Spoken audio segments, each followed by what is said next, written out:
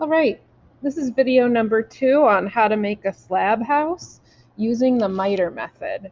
So a reminder, if you are using the butt method where you're just putting the pieces against each other, you won't run into this problem as much, but you will have to address your seams on the outside and you'll have to do some smoothing here.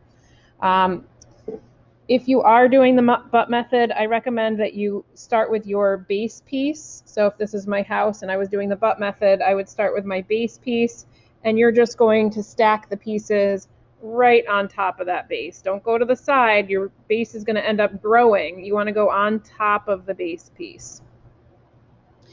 But if you are doing the miter method where you're cutting at that 45-degree angle, that's going to give you a cleaner end result. So I recommend trying that out.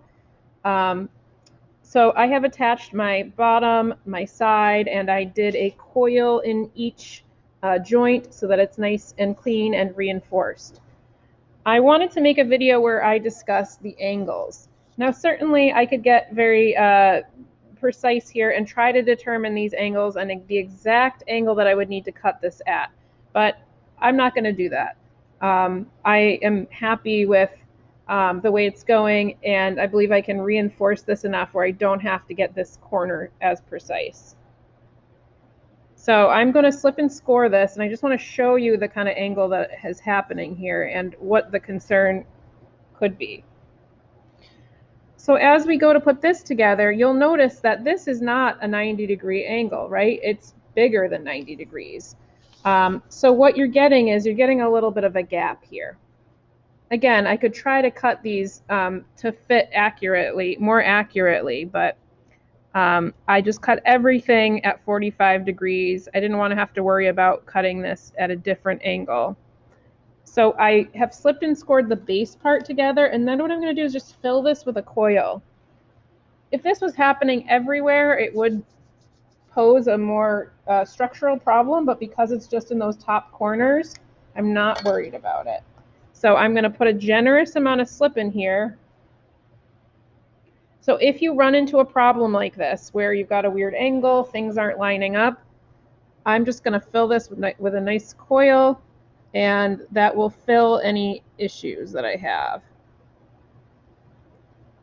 You could also take the approach of not angling those sides or waiting until you put them together to try to figure out the angle. So this is very wet here.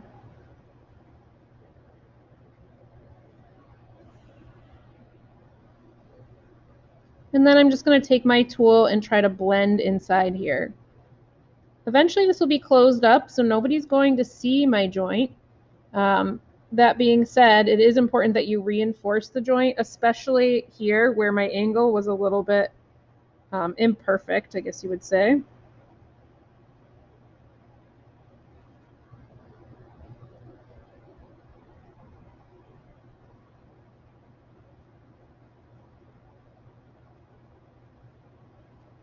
So as you can see, I am blending inside here. I might plug a little bit more clay in there, and then I'm going to also put a coil right here.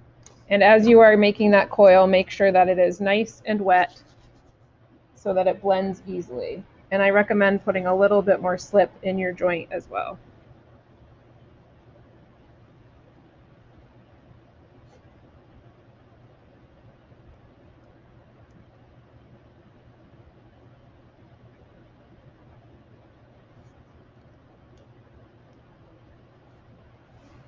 All right, the next part that I'm going to address is the other roof piece. So let's take a look at this. So this is labeled R, so I know that this is going to go here.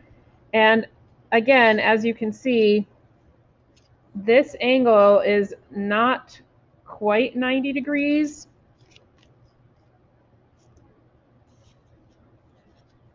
It's close, but it's not quite 90 degrees. So I am going to do my best to put that together, and then I am going to run into a little bit of an issue here, but same thing. I should be able to still put those sides together with no problem. Okay, and I'm just filling in any little gaps I have. But the end result is that if you look on the outside, you have nice clean joints on the corners.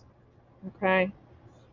So a little bit more challenging using the miter method, especially with the angles of your house, but you end up with clean joints. So you can experiment with this method if you'd like. Make sure, again, that you're reinforcing things. And the end piece, once I do get all of these on, I just want to show you this. So once I get all of these attached and I put slip in between each of them and a coil, this piece, make sure it's nice and firm, but you can see I've cut this too, and it fits really nicely on here. Okay.